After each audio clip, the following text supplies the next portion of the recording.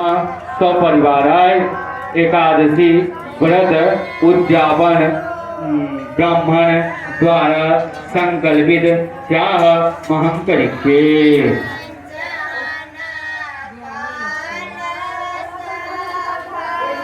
ओम मनोजो ज्योतिर्जुगदामाधि अस्य बृहस्पति तन्नो तदिशंज्ञकग्वं समिमं दधातु। ओम श्री गणेशाय श्री गणेशाय समर्पयामि।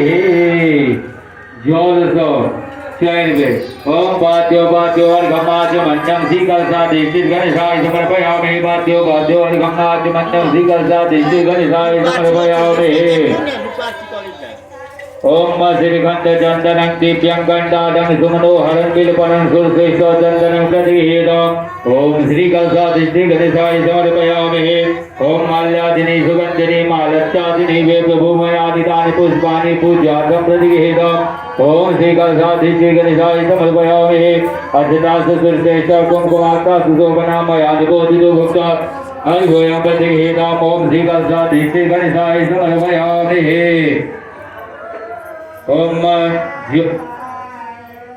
ओम गांधा पुरो हंति पुरुषो परस्परी एवादो दुर्भिप्रत्नो सर्वेन सुधीरेजो। ओम श्री गणेशाय श्री गणेशाय समर्पयामि। ओम गांधा पुरो हंति पुरुषो परस्परी एवादो दुर्भिप्रत्नो सर्वेन सुधीरेजो। ओम श्री गणेशाय श्री गणेशाय समर्पयामि। ओम नमो बिल्वये जगवजनेन च वरुधनेन च नमः सौम्यादिहे नमः। ओम श्री गणेशाय श्री गणेशाय समर्पयामि। ओम कुंभी फलमहद्दिव्यं नागबलितनिरुतम् एवादो दुर्भिप्रत्नो सर्वेन सुधीरेन च। ओम श्री गणेशाय श्री गणेशाय समर्पयामि। सर्वदक्षिणा हिरण्यवर्णा हरिणीं सुवर्णरहितां चन्द्रां हिरण्मयीं लक्ष्मीं जातवेदो मो आवह। ओम श्री गणेशाय श्री गणेशाय समर्पयामि। ज्योतिष इदमाचमन्नं श्री गणेशाय श्री गणेशाय समर्पयामि। दीपं दर्शयामि।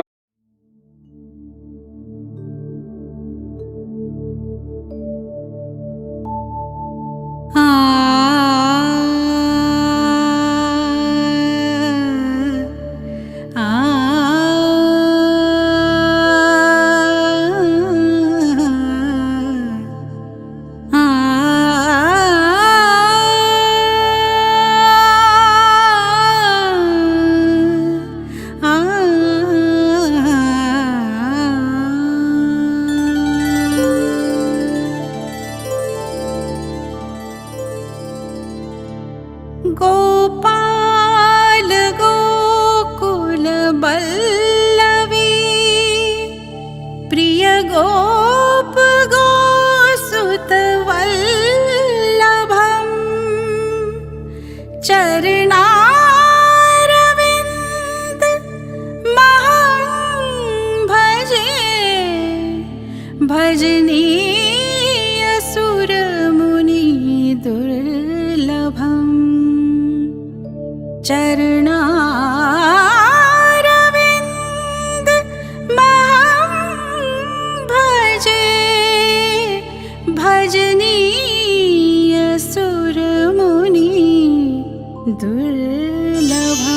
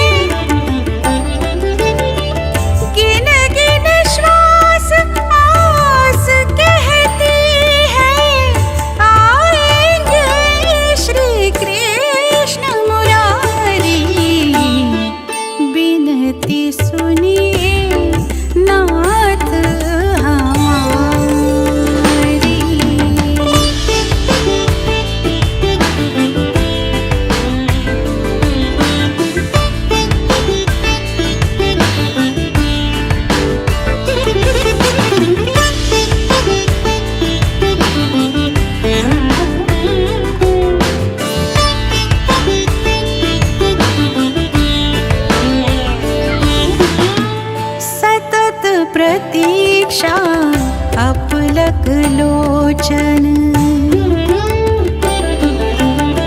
सतत प्रतीक्षा अपलक लोचन हे भवबाधा विपत्ति विमोचन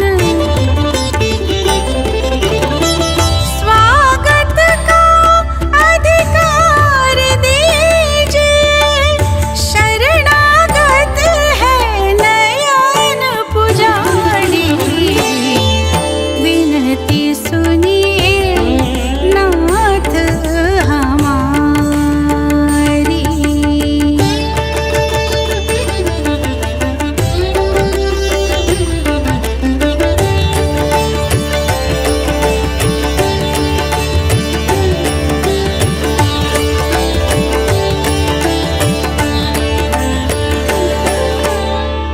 और कहूँ क्या अंतर्यामी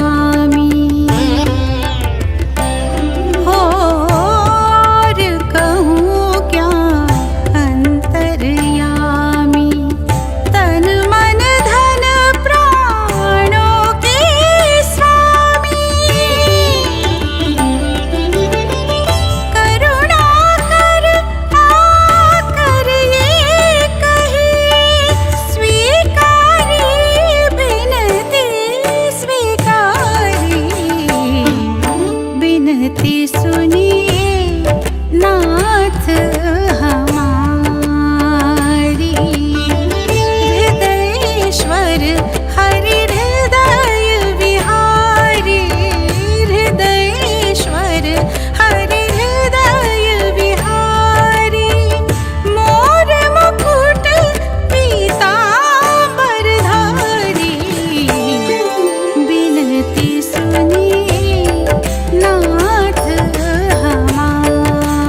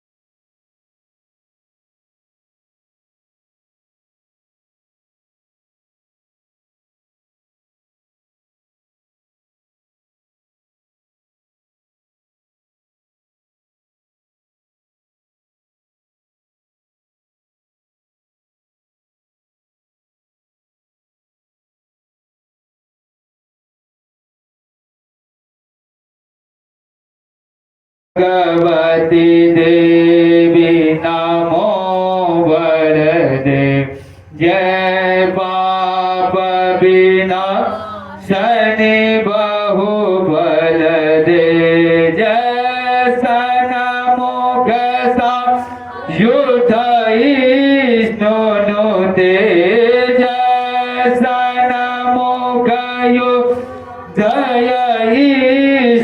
नुते जय सागर गामनि सांबुनुते जय दुख दलित विनाश करे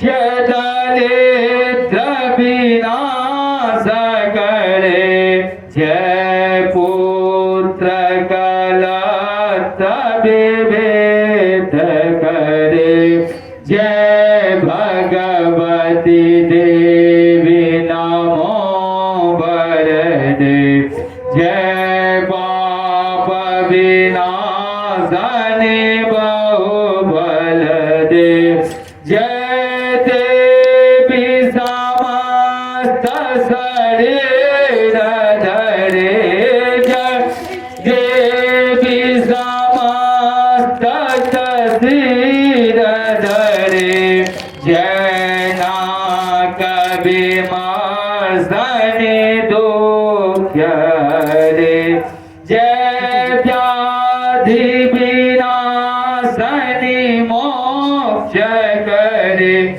जय व्याधि विनाशनि मोक्ष करे जय वांछित दायनि सिद्ध वरे जय भगवती देवी नमो वरदे जय पाप विनाशनि बहु बल दे एतद्याकितं अक्तुतं ज्ञापयते ते स्तुते गिरिवासुद्य भाविना प्रदा भगवती सदा ओम श्री लक्ष्मी नारायण समर्पयामि टूटी जेते नहीं टूटता है कितना दीदी के मोबाइल से अपना मोबाइल से पद्मनाभ्यं सुरेशं विश्वाधारं गगनसदृशं मेघवर्णं शुभाङ्गं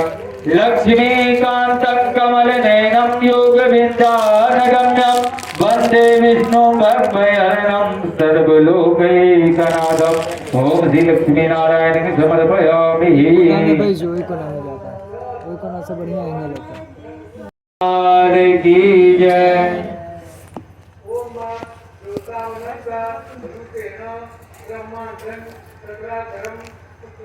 श्री कृष्णचंद्र भगवान अर्जुन से बोले कि एक बार नेमी सारण्य में शौनक आदि 88,000 ऋषि एकत्रित हुए।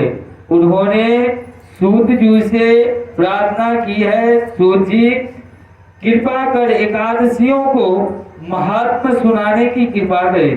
सूत जी बोले, हे महर्षियों, एक वर्ष में 12 महीने होते हैं और एक महीने में 2 एकादशी होते हैं। 101 वर्ष में 24 एकादशी हुए। जिस वर्ष में लोध अधिक पड़ता उस वर्ष में 2 एकादशी और बढ़ जाती है। इस तरह कुल 26 एकादशी होती है। उनके नाम ये है उत्पन्ना, मोक्षदा, मोक्ष को देने वाली, सफला, सफलता देने वाली, पुत्रदा, पुत्र को देने वाली, खटतिला, जया, विद्या, आमल की, पाप मोचनी, पापों की नष्ट करने वाली, कामदा, बरुत्थनी, मोहनी, देवसेनी, कामिका, पुत्रिदा, अजा, परिवर्तनी, इंद्रा, पाशांकुशा, रमा, देवोत्थानी, अधिक की दोनों एकादशियों के नाम पद्मनी और परमा है। ये सब एकादशी यथा नाम तथा फल देने वाली है। श्री सूत जी बोले, हे मुनियों, विधि सहित इस एकादशी का महात्म को भगवान श्री कृष्ण ने कहा था। भक्तजन की इस व्रत को प्रेम पूर्वक सुनते हैं और इस लोक में अनेकों सुखों को भोग कर अंत में विष्णु पद को प्राप्त करते हैं। श्री सूत जी ने कहा, हे प्रभु, इस एकादशी के व्रत का महात्म क्या है? इस व्रत को करने से क्या पुण्य मिलता है और उनकी विधि क्या है? सो आप मुझसे कहिए। ऐसे ही सुनकर भगवान ने कहा, हे अर्जुन, सबसे पहले हेमंत ऋतु में मार्गशीर्ष महीने में कृष्ण पक्ष की एकादशी का व्रत करना चाहिए। दशमी की शाम को दाउन करनी चाहिए और रात में भोजन नहीं करना चाहिए। एकादशी को सुबह संकल्प नियम के अनुसार कार्य करना चाहिए। स्नान करने से पहले शरीर पर मिट्टी का लेपन लगाना चाहिए, चंदन लगाना चाहिए। का मंत्र इस प्रकार है, अश्वकांते रथाकांते विष्णुकांते वसुंधरे अविद्या महासेना किसेन सदा बाहुना मृतके हर में पाप यन्न माया पूर्व संचितम त्वाहतेन पापेन गच्छामि परमागतिम्। स्नान के बाद धूप दीप नैवेद्य से भगवान की पूजन करना चाहिए। रात को दीप दान करना चाहिए। ये सब कर्म भक्ति पूर्वक करना चाहिए। उस रात को निंद और स्त्री प्रसंग को त्याग देना चाहिए। एकादशी के दिन तथा रात्रि में भजन सत्संग आदि शुभ कर्म करने चाहिए। उस दिन श्रद्धा पूर्वक ब्राह्मणों को दक्षिणा देनी चाहिए और उनसे अपनी गलतियों की क्षमा मांगना चाहिए।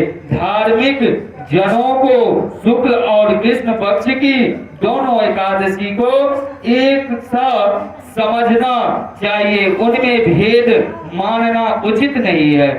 ऊपर लिखी विधि के अनुसार जो मनुष्य एकादशी का व्रत करते हैं उनको शंखो द्वार तीर्थ एवं दर्शन करने से जो पुण्य मिलता है वह एकादशी व्रत के पुण्य में 16वें भाग के बराबर भी नहीं। प्राप्तिपात योग में सांस्कृतिक में तथा चंद्र सूर्य ग्रहण में दान देने से और कुछ छेप में स्नान करने से जो पुण्य प्राप्त होता है वही पुण्य मनुष्य को एकादशी का व्रत करने से प्राप्त होता है। जो फल देव पाठी ब्राह्मणों को 1000 गौदान करने से मिलता है उससे दोगुनी अधिक पुण्य एकादशी का व्रत करने से मिलता है। 10 श्रेष्ठ ब्राह्मणों को भोजन कराने से जो पुण्य मिलता है वह एकादशी के पुण्य के 10वें भाग में बराबर होता है। निर्जल व्रत करने का आधा फल एक बार भोजन करने के बाद बराबर होता है। उपरोक्त कोई सा एक व्रत जरूर करना चाहिए। एकादशी का व्रत करने पर ही यज्ञ दान तप आदि मिलते हैं, अन्यथा नहीं। अतः एकादशी को अवश्य ही व्रत करना चाहिए। इस व्रत में शंख से जल नहीं पीना चाहिए। मछली सुअर तथा अन्य एकादशी के व्रत में वर्जित है। एकादशी व्रत का फल 1000 यज्ञों से भी अधिक है।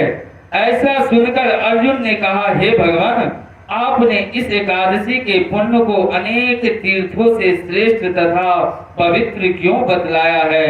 सो सब आप विस्तार पूर्वक कहिए। भगवान बोले, हे अर्जुन, सतयुग में एक महाभयंकर दैत्य हुआ था।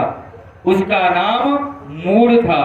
उस दैत्य के ने इंद्र आदि देवताओं पर विजय प्राप्त उन्हें उसके स्थान से गिरा दिया। तब देवेंद्र ने महादेव जी से प्रार्थना की, हे शिव शंकर, हम सब देवता मूढ़ दैत्यों अत्याचारों से दुखित हो मृत्यु लोक में अपना जीवन व्यतीत कर रहे हैं। अन्य देवताओं की हालात को तो मैं वर्णन ही नहीं कर सकता।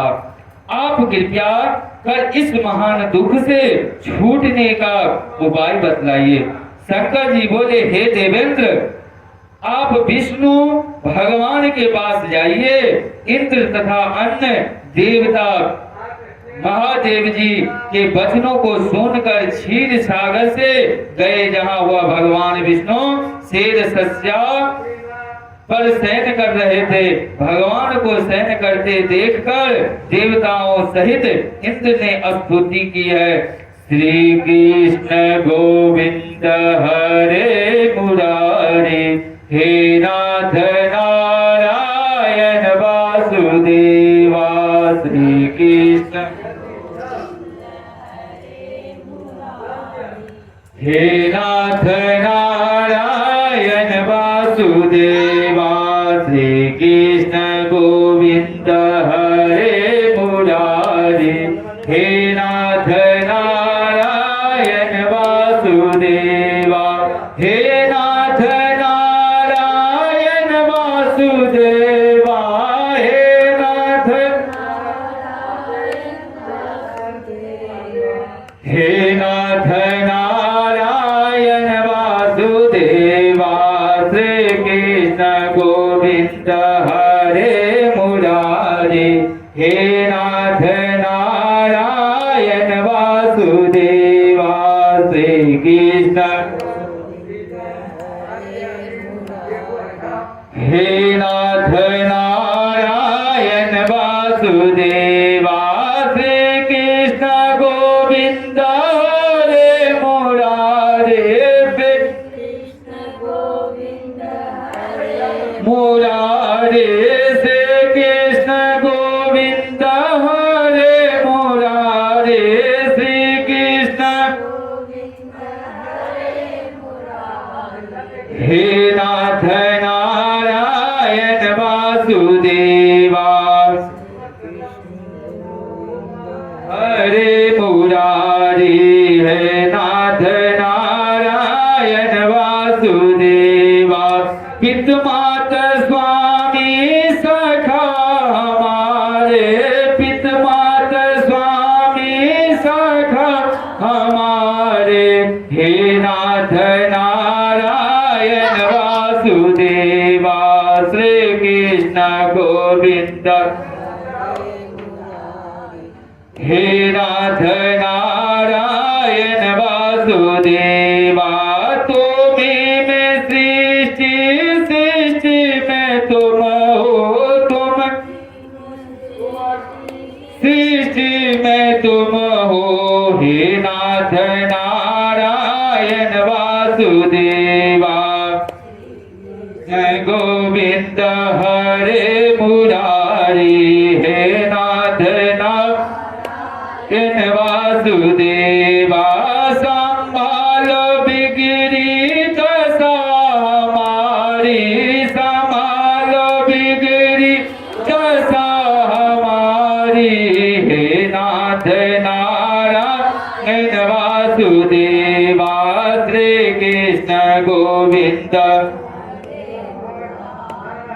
हे नाथ नारायण वासुदेवा। बोले प्रेम से वृंदावन बिहारी लाल की जय। स्तुति की, देवताओं के देव आप स्तुति करने के योग्य है, आपको बारंबार प्रणाम है। हे दैत्यों के संहारक, हे मधुसूदन, आप हमारी रक्षा करें।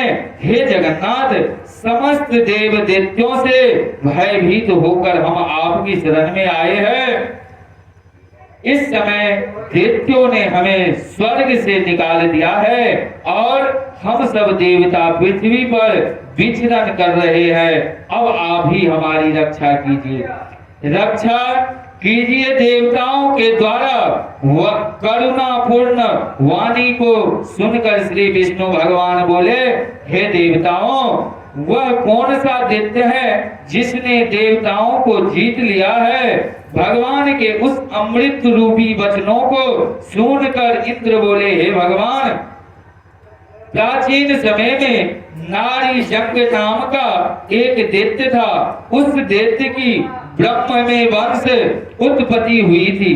उसी दैत्य के लड़के का नाम मूढ़ है। उसकी राजधानी चंद्रावती है। उस चंद्रावती नगरी में वह मूढ़ नामक दैत्य निवास करता है, जिससे अपने बल से समस्त विश्व को जीत लिया है और सब देवताओं को देवलोक से निकालकर इंद्र, अग्नि, यम, वरुण, चंद्रमा, सूर्य आदि लोकपाल बनाए हैं। वह स्वयं सूर्य बनकर पृथ्वी को तापता है और स्वयं मेघ बनकर जल की वर्षा करता है।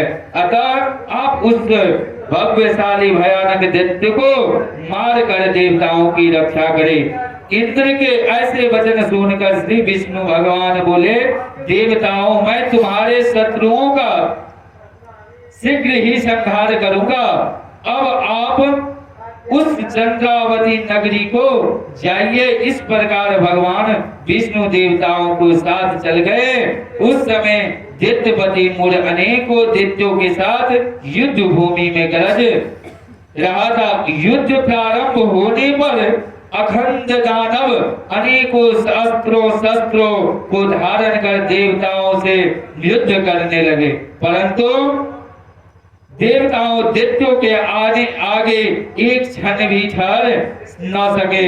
तब भगवान विष्णु की युद्ध भूमि में आ गए। तब दैत्यों ने भगवान विष्णु को युद्ध भूमि में देखा तो उन पर अस्त्रों शस्त्रों का प्रहार करने लगे।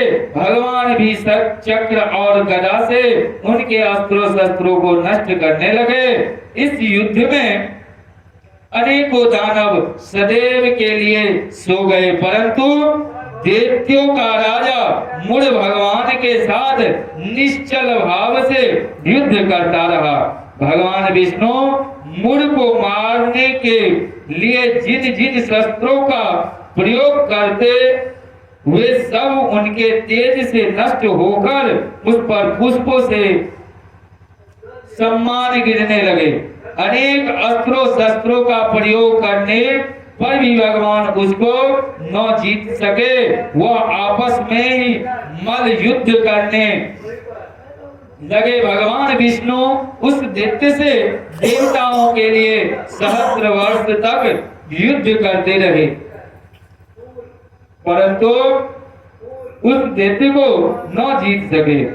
अंततः में विष्णु शांत होकर विश्राम करने की इच्छा से बलि का वरदान चले गए। उस समय 38 कोस लंबी एक द्वार वाली हेमवती नाम की एक गुफा में शयन करने की इच्छा से भगवान घुसे। हे अर्जुन, अतः मैं उस गुफा से शयन किया। वह दैत्य भी मेरे पीछे पीछे चला आया। मुझको शयन करता देखकर भागने को तैयार हो गया। वह दैत्य सोचने लगा कि यह मैं आज अपने चीर शत्रु को मारकर सदैव के लिए निसंकट होकर जाऊंगा। उसी समय मेरी देह से एक अत्यंत सुंदर कन्या दीव वस्त्र धारण करके उत्पन्न हुई और दैत्य के सामने आकर युद्ध करने लगी। तब वह दैत्य आश्चर्य के साथ सोचने लगा कि यह एक बलवान कन्या कहां से उत्पन्न हुई। वह दैत्य उस कन्या से लगातार युद्ध करता रहा। कुछ समय बीतने पर उस कन्या ने क्रोध में आकर उस दैत्य के अस्त्रों शस्त्रों के टुकड़े टुकड़े कर दिए। उस कन्या से ने उसका रथ तोड़ डाला। तब वह दैत्य महान क्रोध करके उसके मल्ल युद्ध करने लगे। उस कन्या ने उसको धक्का मारकर मूर्छित कर दिया। उठने पर उसका सिर काट दिया। वह दैत्य सिर कटते ही पृथ्वी पर गिर गया और मृत्यु को प्राप्त हुए। अंत समस्त दानव ऐसा देखकर पाताल लोक को चले गए। जब भगवान विष्णु की निंदा टूटी तो उस दैत्य को मरा देखकर अत्यंत आश्चर्य करने लगे और विचार करने लगे, इस दैत्य को किसने मारा? तब वह कन्या भगवान के हाथ जोड़कर बोली, हे भगवान, यह दैत्य आपको मारने की तैयार था, तब मैंने आपके शरीर से उत्पन्न होकर इसका वध किया है। कि इस पर भगवान बोले, हे कन्या, तूने इसको मारा है, अतः मैं ऊपर अत्यंत प्रसन्न हूं। तूने तीनों लोकों के देवताओं को सुखी किया है, इसलिए तू अपनी इच्छा अनुसार वरदान मांग। कन्या बोली, हे भगवान, मुझे यह वरदान दीजिए कि जो मेरा व्रत करे उसके समस्त पाप नष्ट हो जाए और अंत में स्वर्ग लोक को जाए और मेरे व्रत का आधा फल रात्रि को मिले और उसका आधा फल एक समय भोजन करने को वाले को मिले। जो मनुष्य भक्ति पूर्वक मेरे व्रत को करे वो निश्चय ही विष्णु लोक को प्राप्त करे। कृपया करके मुझे ऐसा ही वरदान दीजिए। जो मनुष्य मेरे दिन तथा रात्रि को एक बार भोजन करे हुए धन्य धान से भरपूर रहे। इस पर भगवान विष्णु उस कन्या से बोली, हे कल्याणी, ऐसा ही होगा, मेरे और तेरे भक्त एक ही होंगे और अंत में संसार में प्रसिद्धि को प्राप्त होकर मेरे लोक को प्राप्त करेंगे। हे कन्या, तू एकादशी को पैदा हुई है, इसीलिए तेरा नाम एकादशी हुआ। जो मनुष्य तेरे दिन व्रत करेंगे उनके समस्त पाप जड़ से नष्ट हो जाएंगे और अंत में मुक्ति को प्राप्त करेंगे। तब मेरे लिए तब एक तीज और 8वें 9वीं और 14 से भी अधिक प्रिय है। तेरा व्रत का फल सब तीर्थों के फल से भी महान होगा, यह मेरा कथन सत्य है। ऐसा ही कहकर भगवान उसी स्थान पर अंतर ध्यान हो गए। एकादशी की भगवान के उत्तम वचनों के सुनकर प्रसन्न हुई। भगवान बोले, हे अर्जुन, अब तीर्थों दोनों व्रतों के फल से एकादशी व्रत का फल सर्वश्रेष्ठ है। मैं एकादशी व्रत करने वाले मनुष्यों को, शत्रुओं को नष्ट कर देता हूँ और उन्हें मोक्ष देता हूँ। उन मनुष्यों को, विघ्नों को मैं स्वयं ही नष्ट कर देता हूँ। हे अर्जुन, यह मैंने तुमसे एकादशी की उत्पत्ति के बारे में बतलाया है। एकादशी व्रत का समस्त पापों का नष्ट करने वाला और सिद्धि को देने वाला है। उत्तम मनुष्य को दोनों पक्षों की एकादशी को सम्मान समझना चाहिए। उनसे भेदभाव मानना उचित नहीं है। जो मनुष्य एकादशी महात्मा को श्रवण व पठन करते हैं उनको अवश्य मेध यज्ञ का फल मिलता है। प्रेम से बोलिए वृंदावन बिहारी लाल की जय। इसलिए मैं आपको नमस्कार करता हूँ। हे देव, आप सबके हितैषी है, कृपा है करके मैं एक संशय दूर कीजिए। मार्ग शीर्ष का माह के शुक्ल पक्ष में जो एकादशी होती है उसका नाम क्या है?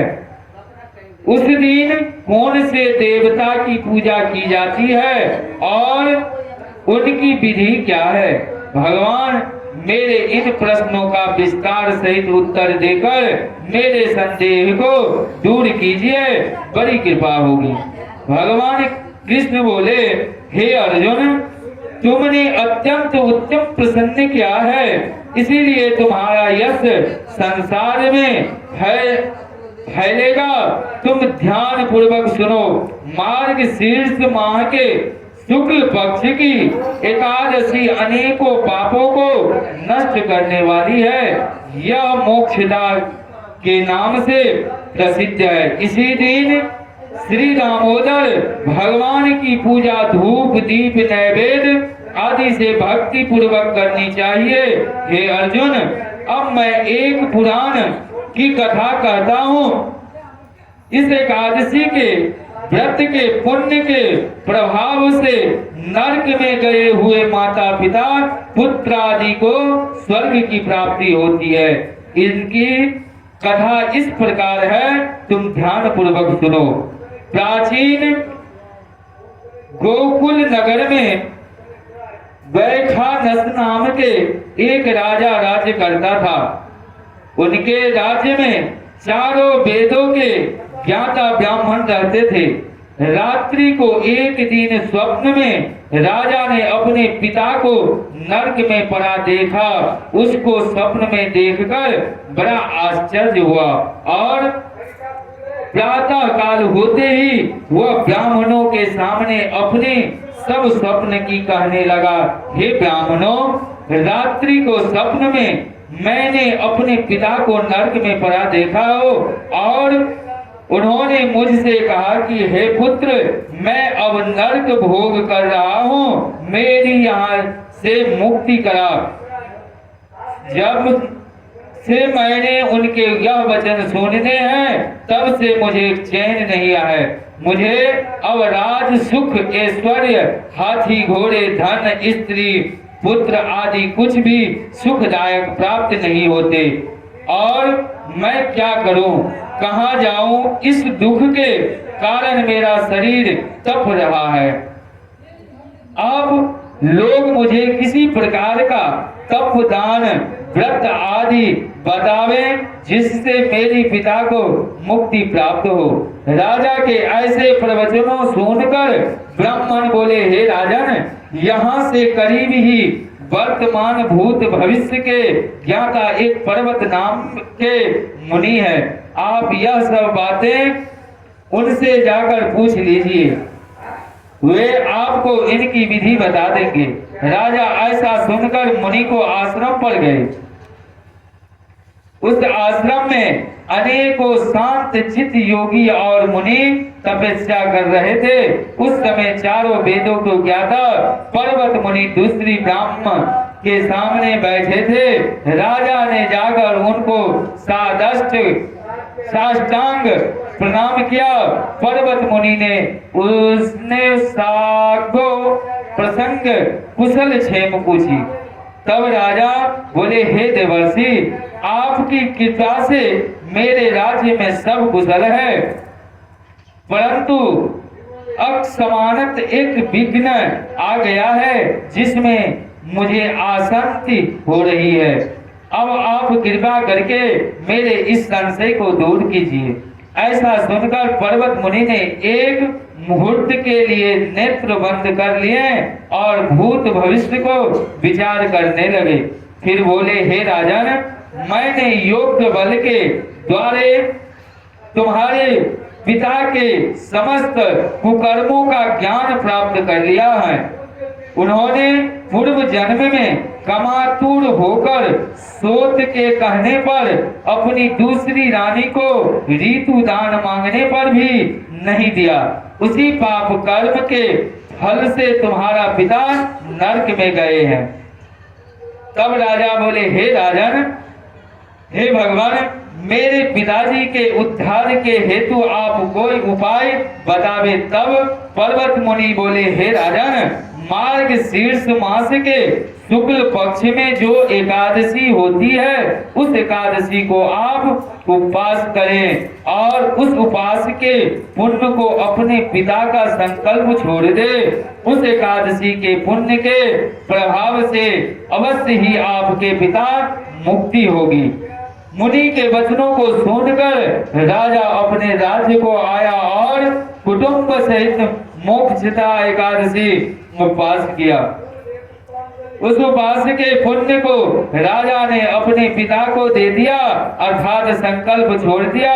उस पुण्य के प्रभाव से राजे पिता को मुक्ति मिली और स्वर्ग में जाते हुए अपने पुत्र से बोले, हे पुत्र, तेरा कल्याण हो। यह कहकर स्वर्ग चला गया। मार्गशीर्ष माह के शुक्ल पक्ष की मोक्षदा एकादशी को जो व्रत करते हैं उनके समस्त पाप नष्ट हो जाते हैं और अंत में स्वर्ग लोक को जाते हैं। इस व्रत से बढ़कर मोक्ष देने वाला दूसरा कोई भी व्रत नहीं है। इसी कथा को सुनने व पढ़ने में बावजाय यज्ञ का फल मिलता है। यह व्रत मोक्ष देने वाला चिंतामणि के समान है। अर्जुन बोले, हे भगवान, पौष मास के कृष्ण पक्ष की एकादशी का क्या नाम है? उस दिन कौन से देवता की पूजा होती है और उसकी विधि क्या है? यह सब आप मुझसे विस्तार पूर्वक समझाइए। श्री कृष्ण भगवान बोले, हे अर्जुन, प्रेम के कारण मैं तुम्हारे प्रश्नों का विस्तार सहित उत्तर देता हूँ।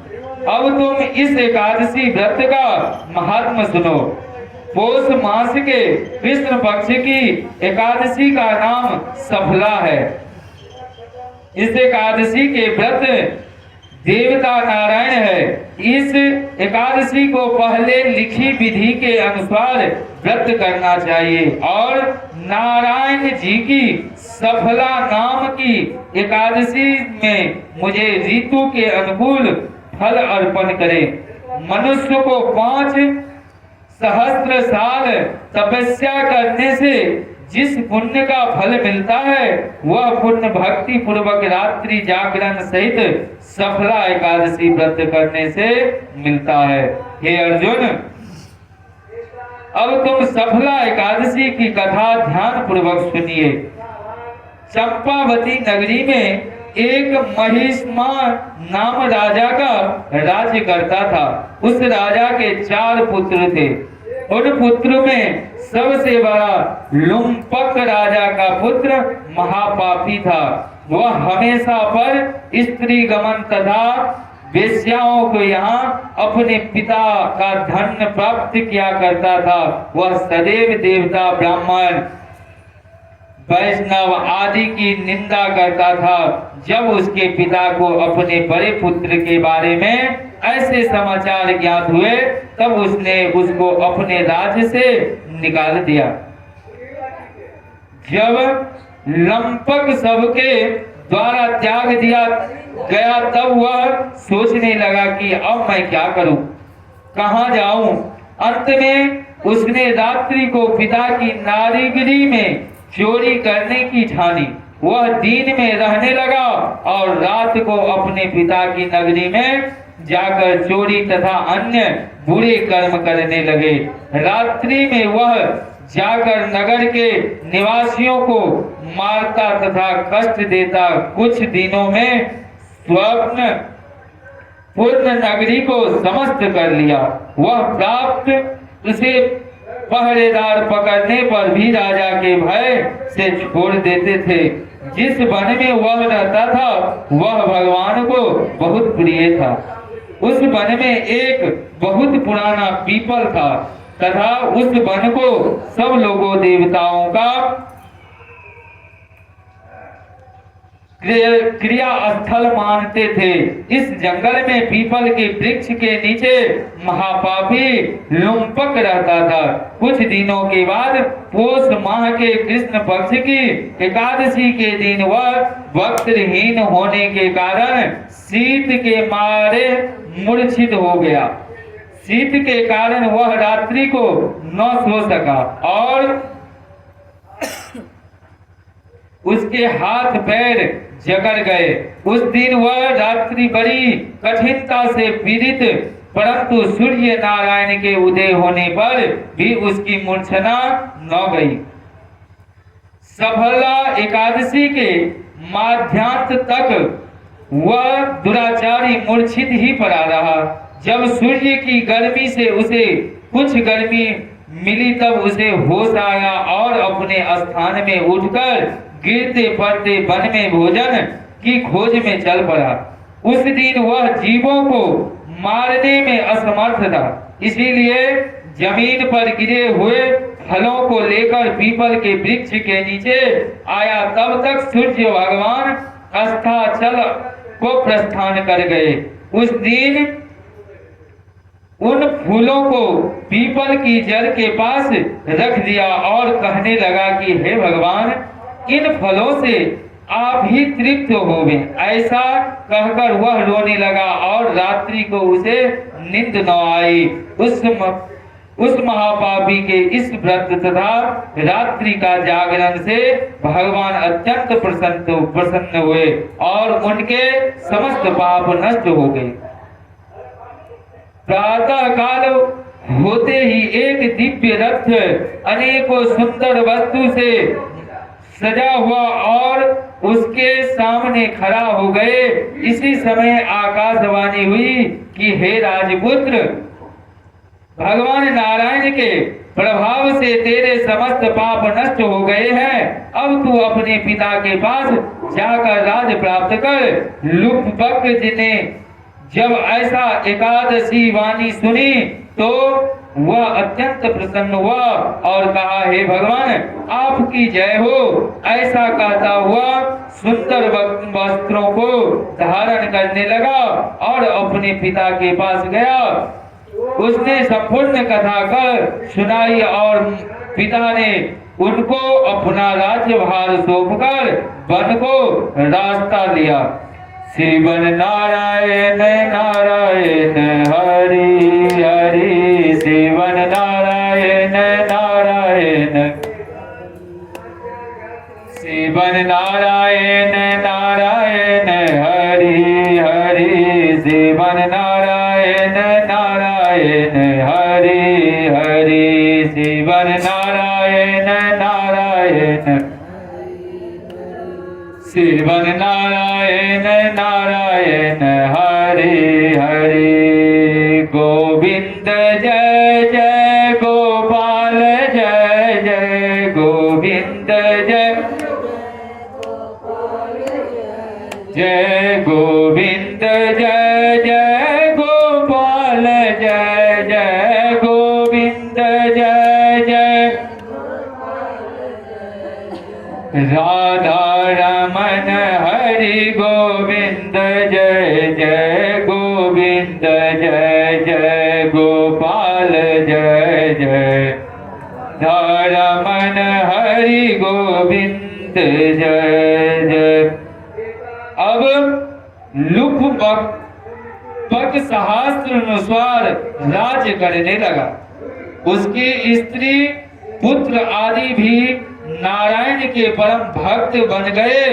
वृद्धावस्था आने पर वह अपने पुत्र को गद्दी देकर भगवान का भजन करने के लिए वन में चला गया और अंत में परम पद को प्राप्त हुआ।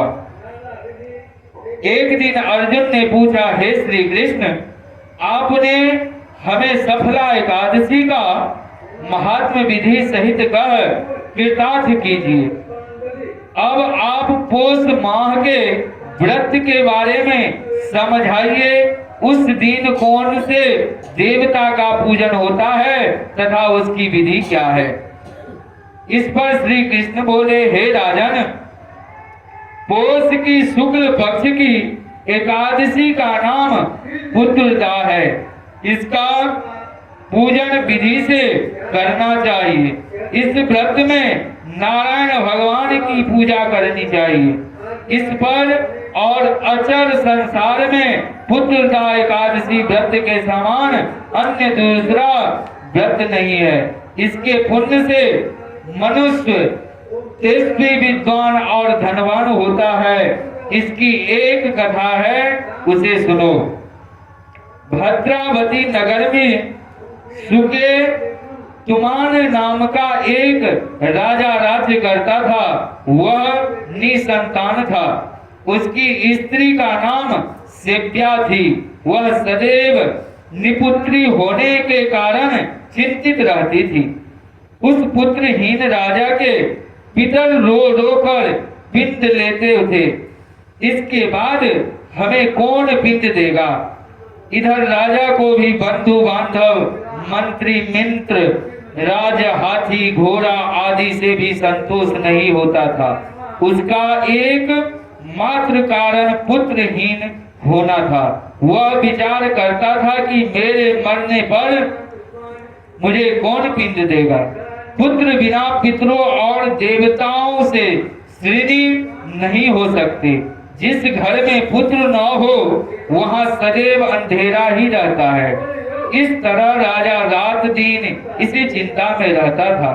एक दिन राजा ने अपना शरीर त्याग देने की सोची, परंतु विचार करने लगा आत्मघात करने से महापाप है। राजा इस तरह मन में विचार करके एक दिन छिपकर वन को चल दिया। राजा घोड़े पर सवार होकर वन पक्षियों को और वृक्षों को देखने लगा। उसने वन में देखा कि मृग, बाघ, सुअर, सिंह, बंदर, सर्प आदि भ्रमण कर रहे हैं। हाथी अपने बच्चों और हाथिनियों के साथ बीच घूम रहे हैं। उस वन में राजा ने देखा कि कहीं तो सियार शब्द कर रहे थे और कहीं मोर धवनी कर रहे हैं। वन के दृश्यों देखकर राजा को सोच विचार में दोपहर हो गई। अब राजा को भूख और प्यास लगने लगी। वह सोचने लगा कि मैंने अनेकों यज्ञ किए हैं और ब्राह्मणों को मधुर भोजन कराए हैं, परंतु फिर भी मुझे यह दुख क्यों मिल रहा है। राजा प्रयास के कारण बहुत बेचैन होने लगा और पानी की तलाश में आगे बढ़ा। कुछ ही आगे जाने पर उसे एक सरोवर मिला। उस सरोवर में कमल खिल रहे थे। उस सरोवर में सासर, हंस, मृगमर्च आदि जल कीड़ा कर रहे थे। उस सरोवर में चारों तरफ मुनियों को आश्रम बने थे। उस समय राजा के दाहिने अंग फड़कने लगे। राजा मन में प्रसन्न होकर सरोवर के किनारे बैठे हुए मुनियों को देखकर घोड़े से उतरा और दंडवत करके उनके सन्मुख बैठ गया। राजा को देखकर मुनीश्वर बोले, हे राजन, हम तुमसे अत्यंत प्रसन्न हुए हैं। तुम इस जगह कैसे आए हो सो कहो। इस पर राजा ने उससे पूछा, हे मुनिश्वर, आप कौन हैं और किस लिए यहाँ पधारे हैं? सो मुनि बोले, हे राजन, आज पुत्र की इच्छा करने वाले को उत्तम संतान देने वाले पुत्रदा एकादशी है। हम लोगों विश्व देव से है और इस सरोवर पर स्नान करने आए हैं। इस पर राजा बोला, हे मुनीश्वर, मेरे भी कोई पुत्र नहीं है। यदि आप मुझ पर प्रसन्न हो तो एक पुत्र का वरदान दीजिए। मुनि बोले, हे राजन, आज पुत्रदा एकादशी है और इसका व्रत करें। भगवान की कृपा से आपके अवश्य ही पुत्र होगा। मुनि के वचनों के अनुसार राजा ने उस दिन प्रयाण किया और मुनियों को प्रणाम करके अपने महल को वापस आया। रात्रि में रानी ने गर्भ को धारण किया और 9 माह के पश्चात उसके उत्तम पुत्र रत्न पैदा हुआ। वह राजकुमार बड़ा होने पर अत्यंत वीर, धनवान, यशस्वी और प्रजापावक हुआ। श्री कृष्ण बोले, हे राजन, पुत्र की प्राप्ति के लिए पुत्रदा एकादशी का व्रत करना चाहिए। जो मनुष्य इसका महात्मा श्रवण व पठन करते हैं उनका स्वर्ग मिलता है। प्रेम से बोलिए वृंदावन बिहारी लाल की जय। एक समय दालम्ब ऋषि ने पुलस्त ऋषि से पूछा, हे मुनीश्वर, मनुष्य मृत्यु लोक के ब्रह्म हत्या आदि महान पाप करते हैं और दूसरे के धन की चोरी, दूसरे के उन्नति देखकर इच्छा आदि करते हैं, परंतु फिर भी उनको नरक प्राप्त नहीं होता। तो क्या कारण है? वह न जाने कौन सा अल्पदायन या अल्प परिश्रम करते हैं, जिसने उसके पाप नष्ट हो जाते हैं। यह सब आप कृपया पूर्वक कहिए। इस पर पुलत्य महात्मा बोले, हे मुनि, आपने मुझसे अत्यंत गंभीर प्रश्न पूछा है। इससे संसारी जनों के बहुत लाभ होगा। इसको इंद्र आदि देव भी नहीं जानते, परंतु मैं आपको यह गुप्त भेद अवश्य ही बताऊंगा।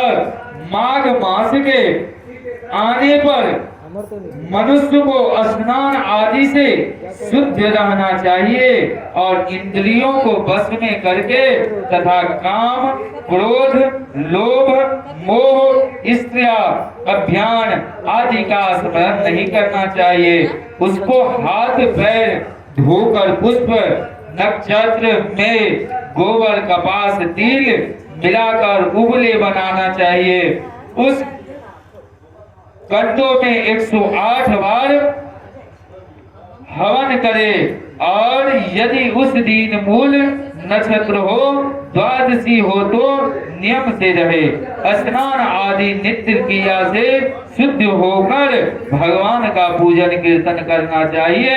एकादशी के दिन व्रत करे और रात्रि को जागरण तथा हवन करे। उसके दूसरे दिन धूप, दीप, नैवेद्य से भगवान की पूजा करें और खिचड़ी का भोग लगाना चाहिए। उस दिन कृष्ण भगवान का पूजन करना चाहिए। उनको पैठा, नारियल, सीताफल या सुपारी सहित अर्घ देना चाहिए और फिर उनके स्तुति करना चाहिए। श्री कृष्ण गोविंद हरे मुरारी, हे नाथ नारायण वासुदेवा। श्री कृष्ण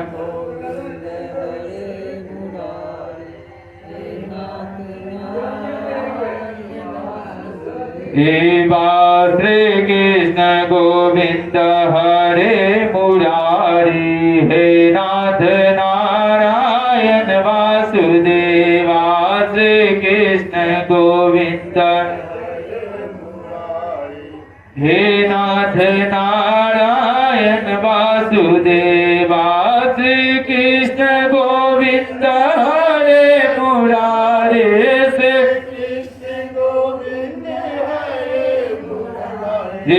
हे नाथ नारायण वासुदेवा। श्री कृष्ण गोविंद हरे मुरारी, हे नाथ नारायण वासुदेवा। श्री कृष्ण हे नाथ नारायण वासुदेवा। श्री कृष्ण गोविंद हरे मुरारी, श्री कृष्ण गोविंद हरे मुरारी, हे नाथ नारायण वासुदेवा। श्री कृष्ण गोविंद हरे मुरारी, हे नाथ नारायण वासुदेवा। श्री कृष्ण हे नाथ नारायण वासुदेवा। श्री कृष्ण गोविंद हरे मुरारी, श्री कृष्ण गोविंद हरे मुरारी, हे नाथ नारायण वासुदेवा। श्री कृष्ण गोविंद हरे मुरारी, हे नाथ नारायण वासुदेवा। श्री कृष्ण गोविंद मुरारी, श्री कृष्ण गोविंद हरे मुरारी, हे नाथ नारायण वासुदेवा। हे नाथ नारायण वासुदेवा, हे नाथ नारायण वासुदेवा।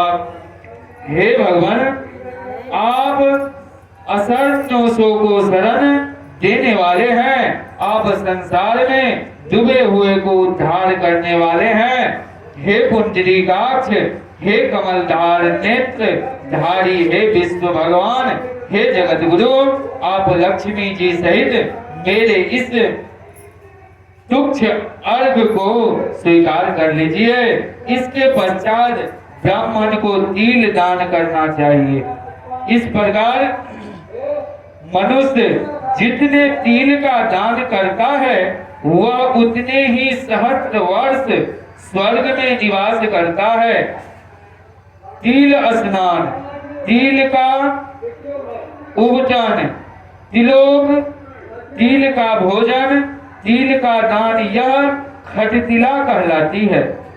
इससे अनेक प्रकार के पाप दूर होते हैं। एक दिन नारद ऋषि बोले, हे भगवान, आपको नमस्कार है। इस खटतिला एकादशी को क्या पुण्य होता है और उनकी क्या कथा है, सो कृपया पूर्वक कहिए। श्री कृष्ण भगवान बोले, हे नारद, मैं तुमसे आंखों देखी सत्य घटना करता हूँ, ध्यान पूर्वक सुनो। प्राचीन समय में मृत लोक में एक ब्राह्मण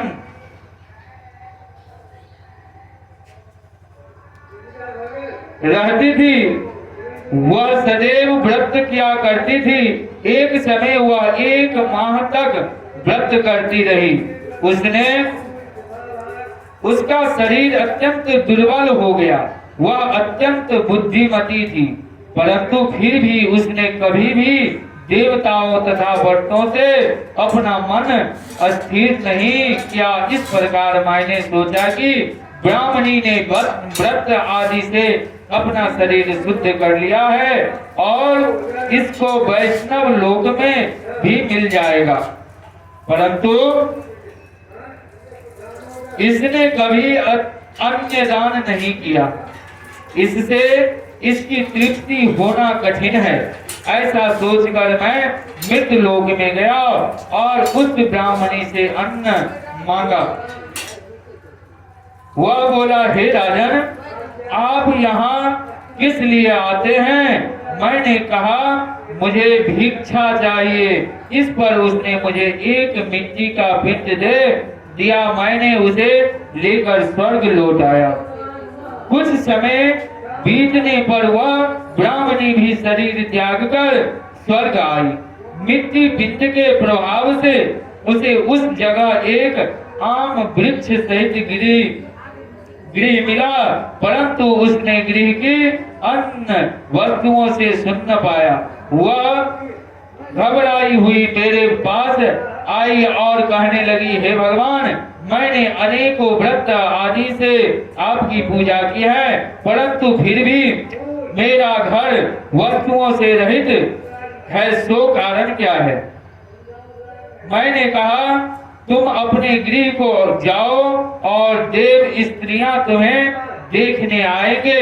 जब तुम उनसे खटतिला एकादशी का पुण्य और विधि सुन लो, तब ही द्वार खोलना। भगवान ने ऐसा ही वचन सुनकर वह अपने घर को गई और जब देव स्त्रियां आई और द्वार खुलवाने लगी, तब वह ब्राह्मणी बोली कि यदि आप मुझे देखने आई है तो खटतिला एकादशी का महात्मा कहिए।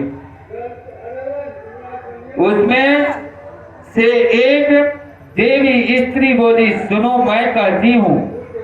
जब उसने खटतिला एकादशी का महात्मा सुना दिया, तब उसने द्वार खोला। तब स्त्रियों ने उसको सब स्त्रियों से अलग पाया। उस ब्राह्मणी ने भी देव स्त्रियों के कहे अनुसार खटतिला का व्रत किया और इसके प्रभाव से उसका गृह धन्य धान से भरपूर हो गए। अतः मनुष्यों को मूर्खता त्याग कर खटतिला एकादशी का व्रत करना चाहिए। इससे मनुष्य को जन्म जन्म में आरोग्यता प्राप्त हो जाती है। इस व्रत से मनुष्य के समस्त पाप नष्ट हो जाते हैं। प्रेम से बोलिए वृंदावन बिहारी लाल की जय।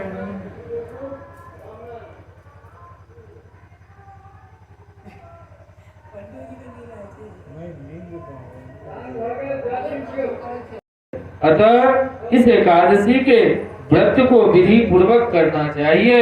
हे राजन, मैं एक पौराणिक कथा कहता हूँ, उसे सुनने और सुनाइए। इस समय इंद्र स्वर्ग लोक में राज करता था। वहां अमृत का पान कर नंद वन में अप्सराओं के साथ आनंद पूर्वक क्रीड़ा करता था। एक समय इंद्र अपनी इच्छा अनुसार अप्सराओं के साथ रमन कर रहा था, उन्हें नचाने लगा। उस जगह गंधर्व गान कर रहे थे। वहां गंधर्वों में प्रसिद्ध पुष्पदत्त तथा उसकी लड़की चित्रसेन की स्त्री मिलन से सब थे। उस जगह मलिन का लड़का पुष्पवान और उसका लड़का माल्यवान था। उस समय पुष्पवती नामक एक गंधर्व लड़की माल्यवान को देखकर उस पर मोहित हो गई और कामवान से चलायमान होने लगी। उसने अपने रूप, सौंदर्य, हाव भाव के आदि के द्वारा माल्यवान को वश में कर लिया। हे राजस्त्री, वह पुष्पवती अत्यंत सुंदर थी। उसके लक्षण अत्यंत सुंदर थे।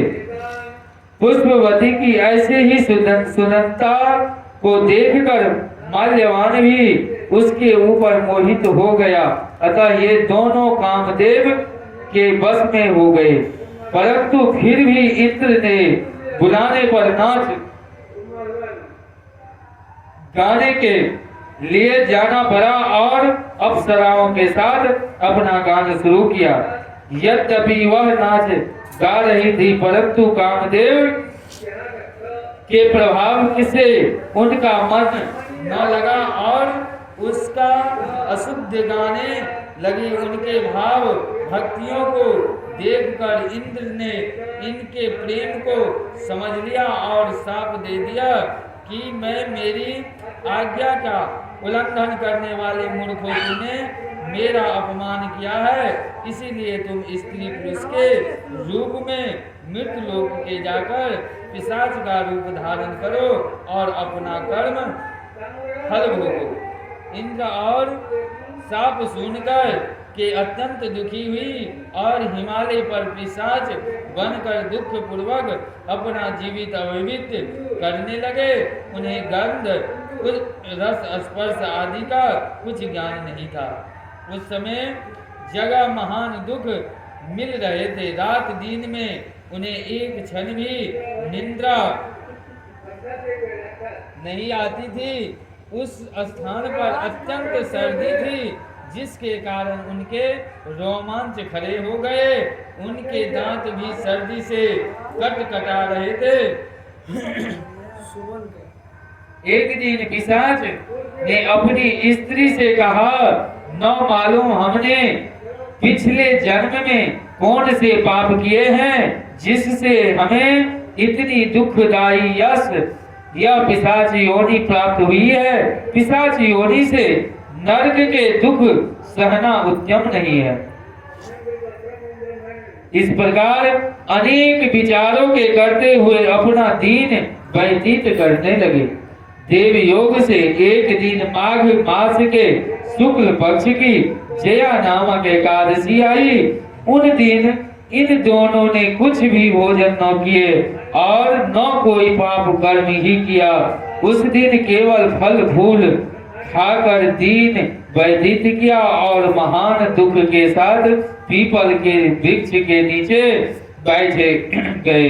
उस समय सूर्य नारायण अस्ताचल को जा रहे थे।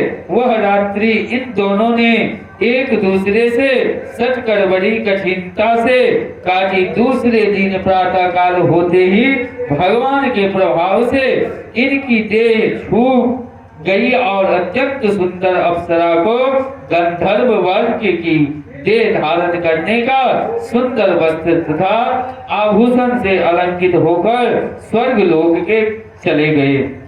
उस समय आकाश में देवगण तथा गंधर्व उनकी स्तुति करने लगे।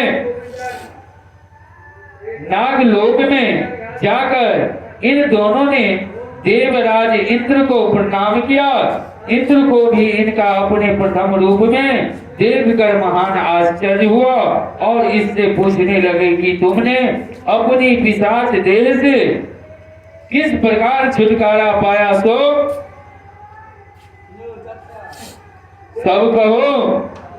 इस पर माल्यवान बोले कि हे देवेंद्र, भगवान विष्णु के प्रभाव तथा जया एकादशी के व्रत के पुण्य से हमारी पिशाच योनि छूटी है। इंद्र बोले हे माल्यवान, एकादशी व्रत करने से तथा विष्णु के प्रभाव से तुम लोग पिशाच की देह को छोड़कर पवित्र हो गए हो और हम लोगों के भी वंदनीय हो गए हैं, क्योंकि शिव तथा विष्णु भक्ति हम लोगों के वंदना करने योग्य है।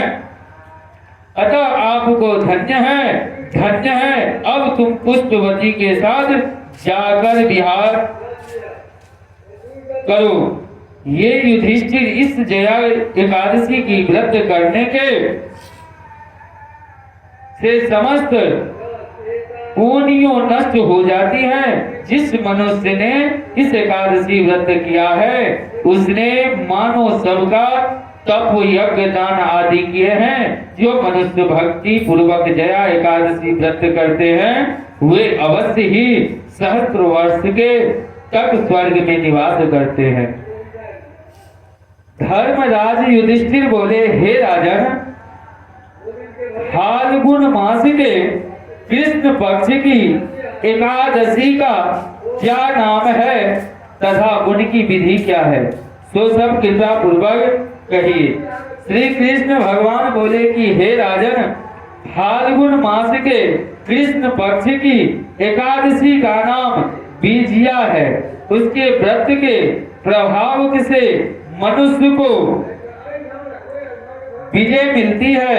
उस विद्या एकादशी के महात्म के श्रवण व पठन से समस्त पाप नष्ट हो जाते हैं। एक समय देवर्षि नारद ने जगत पिता ब्रह्मा जी से पूछा कि हे ब्रह्मा जी, आप मुझसे फाल्गुन मास की कृष्ण पक्ष की विद्या नामक एकादशी का व्रत का विधान बतलाइए। ब्रह्मा जी बोले कि हे नारद, विद्या एकादशी का व्रत प्राचीन तथा नए पापों को नष्ट करने वाले हैं। इस विद्या एकादशी की विधि मैंने आज तक किसी से नहीं कही है। यह समस्त मनुष्यों को विजय प्रदान करती है। त्रेता युग में मर्यादा पुरुषोत्तम रामचंद्र जी को जब 14 वर्ष के लिए वनवास हो गया, तब वह श्री लक्ष्मण जी तथा माता जानकी सहित पंचवटी पर निवास करने लगे। उस जगह महापापी रावण ने श्री सीता जी का हरण किया। इस दुखद समाचार के श्री राम जी तथा लक्ष्मण जी अत्यंत व्याकुल हुए और सीता जी की खोज में चल दिए। घूमते घूमते मरणासन्न जटायु के पास जा पहुंचे। जटायु भी अपनी समस्त कथा सुनकर स्वर्ग लोक को चला गया। कुछ आगे चलकर उसकी सुग्रीव के साथ मित्रता हो गई और बाली के वध किया। श्री हनुमान जी ने लंका में जाकर सीता जी का पता लगाया और सीता जी से श्री रामचंद्र जी का सुग्रीव की मित्रता का वर्णन किया। वहां से लौटकर हनुमान जी श्री रामचंद्र जी के पास आए और सब समाचार कहे। श्री रामचंद्र जी ने सुग्रीव की संपत्ति लेकर वानरों भालुओं की सेना सहित लंका को प्रस्थान किया। जब श्री रामचंद्र जी समुद्र के किनारे पहुंच गए, तब उन्होंने महान अगाध मगरमच्छ से युद्ध समुद्र को देखकर श्री लक्ष्मण जी से कहा, हे लक्ष्मण, इस महान आगाध मगरमच्छ से युक्त समुद्र को किस प्रकार पार कर सकेंगे। श्री लक्ष्मण जी बोले कि हे राम जी, आप आदि पुरुष पुराण पुरुषोत्तम हो। यहाँ से करीब आधा योनि की दूरी पर कुमारी द्वीप के बकरदाभ्या नामक मुनि रहते हैं। उन्होंने अनेकों नाम के ब्रह्मा देखे हैं। आप उसके पास जाकर इसका उपाय पूछिए। लक्ष्मण जी के वचनों को सुनकर श्री रामचंद्र जी बकदाराभ्य ऋषि के पास गए और उनको प्रणाम करके बैठ गए। मुनि ने भी उनको मनुष्य का रूप धारण किए हुए पुरुष को पुरुषोत्तम समझना और उससे पूछा, हे राम जी, आप कहाँ से पधारे हैं।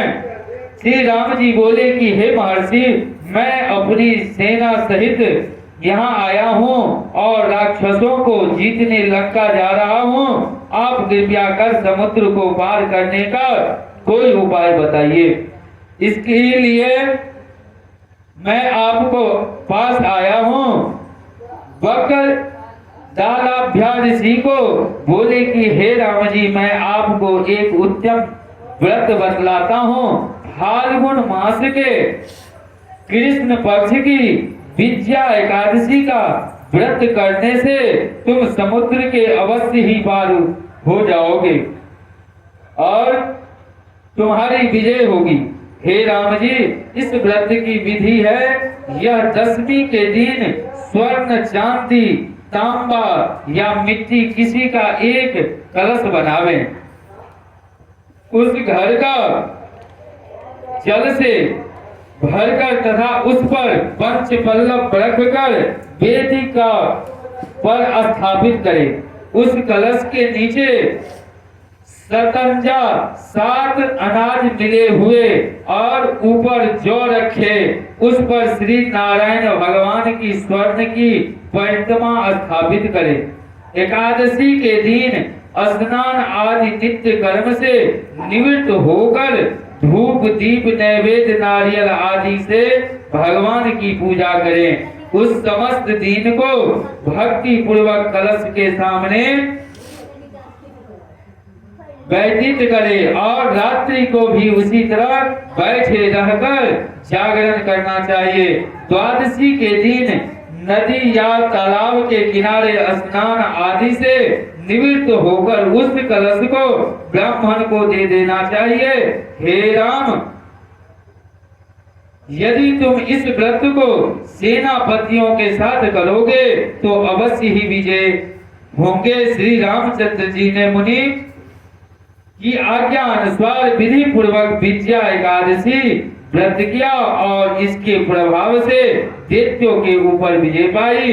अतः हे राजन, जो मनुष्य उस व्रत को विधि पूर्वक करेगा उसी दोनों को लोकों में विजय होगी। श्री ब्रह्मा जी ने नारद जी से कहा था कि हे पुत्र, जो इस व्रत का महत्व सुनता है उसको वाजपेयी यज्ञ के फल प्राप्त होती है। श्री वृंदावन बिहारी लाल की जय।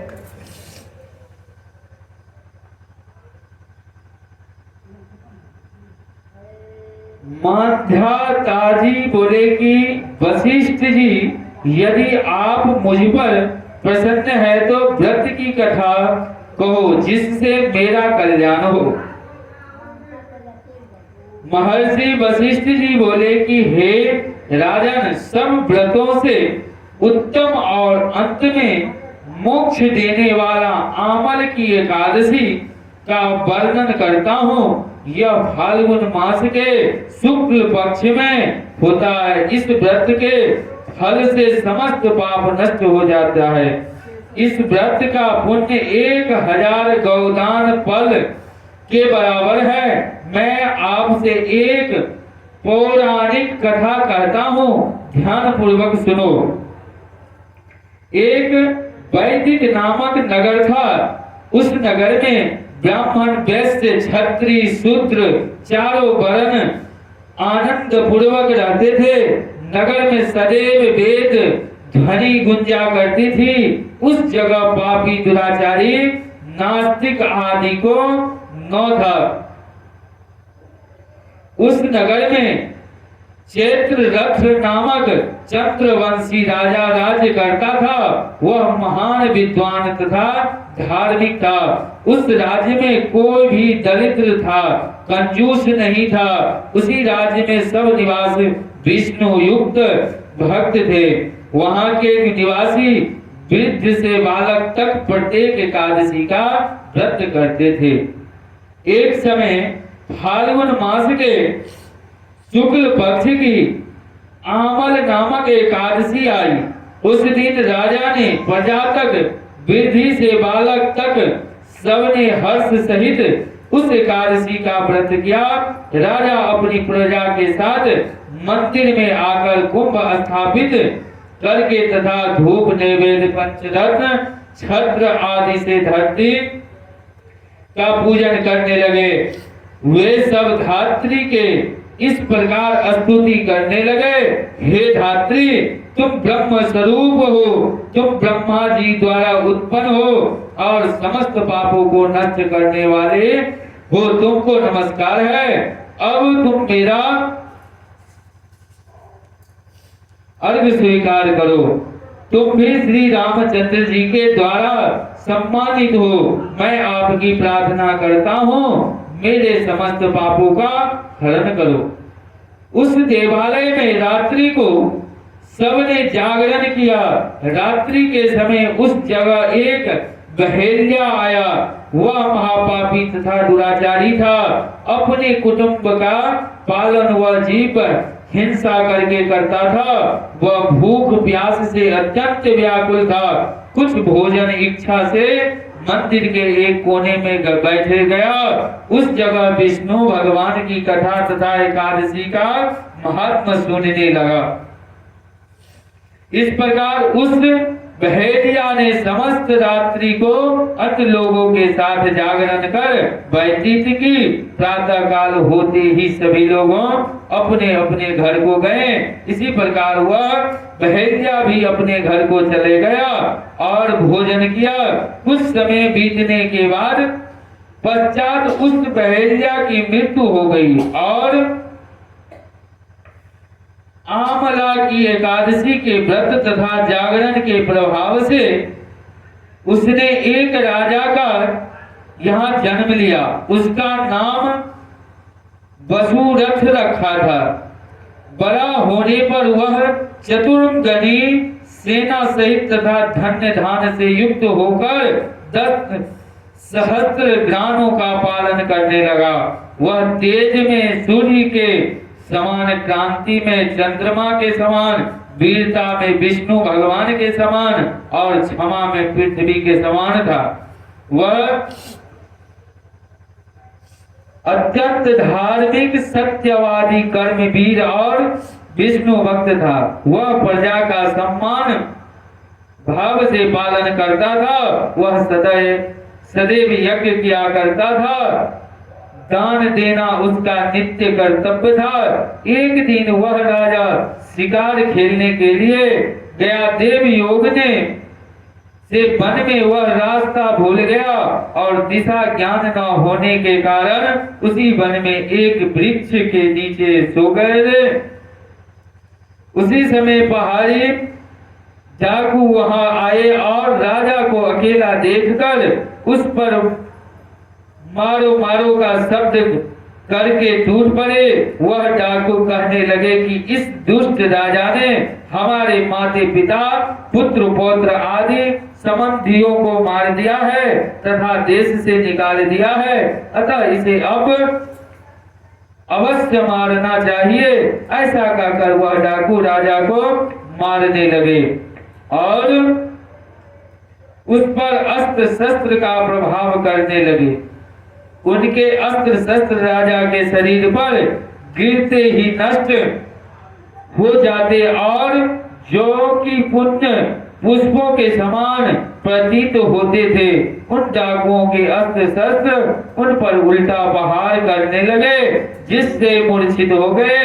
उस समय राजा के शरीर के से एक दिव्य देवी प्रकट हुई। वह देवी अत्यंत सुंदर थी तथा सुंदर वस्त्रों का आभूषणार्थों से अलंकृत थी। उसकी भुड़कुटी तेजी थी, उसकी आंखें से लाल लाल अग्नि निकल रही थी। वह उस समय दूसरे काल के समान प्रतीत होती थी। वह उन डाकुओं को मारने दौड़ी और समस्त डाकुओं को काल के काल में पहुंचा दिया।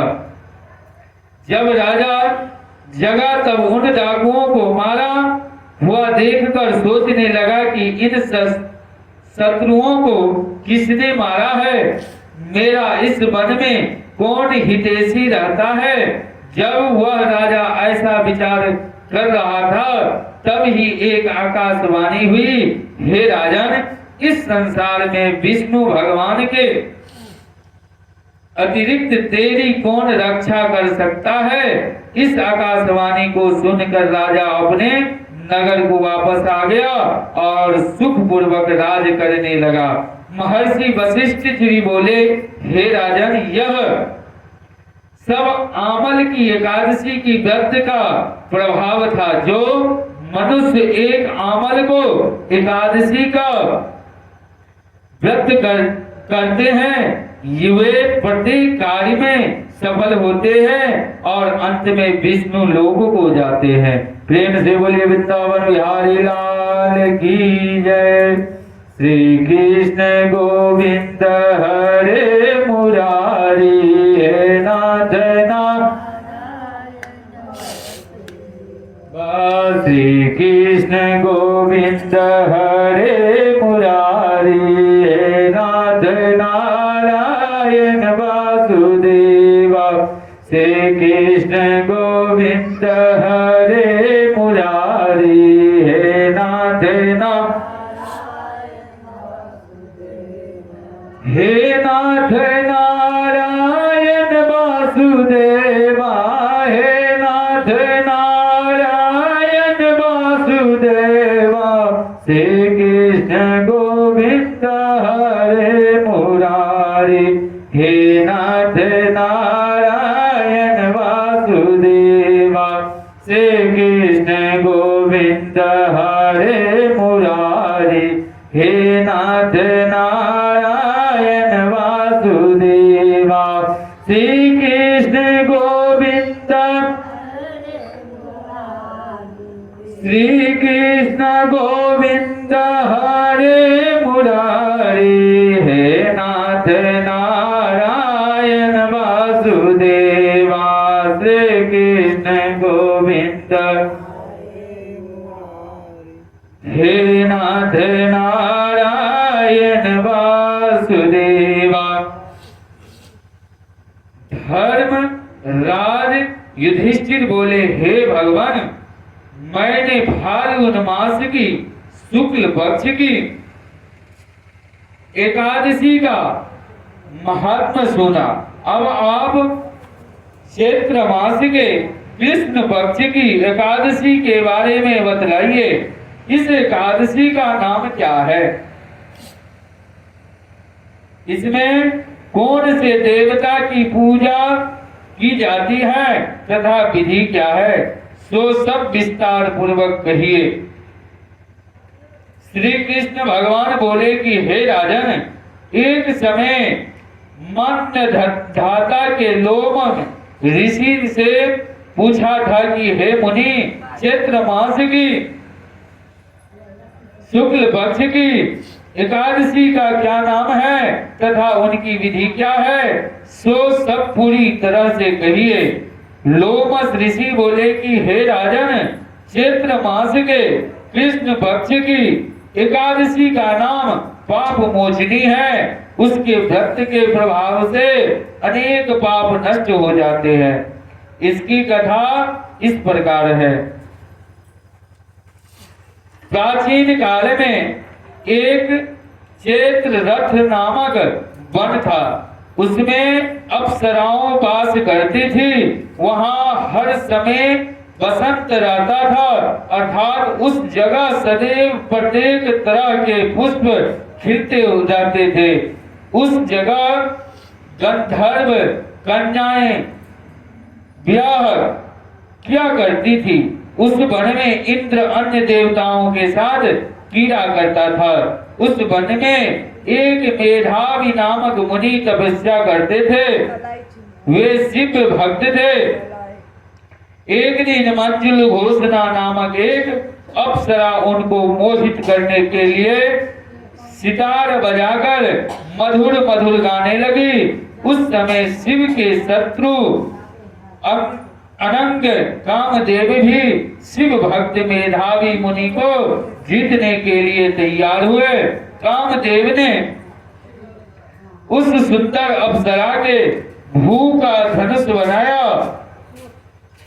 कटाक्ष को उसकी प्रत्यक्ष जोड़ी बनाई। उसके नेत्रों को उस मंजुल घोषणा अप्सरा को सेनापति बनाया। इस तरह से कामदेव अपने शत्रु समय भक्ति को जीतने को तैयार हुआ। उस समय मेधावी मुनि भी युवा तथा दृष्ट हिष्ट थे। उन्होंने यज्ञोपवीत तथा दंड धारण कर रखा था। वे दूसरे कामदेव के समान शोभा पाते थे। उस मुनि को देखकर कामदेव के वश में हुई मंजू घोष ने धीरे धीरे मधुर वाणी से बिना पर गाना शुरू किया।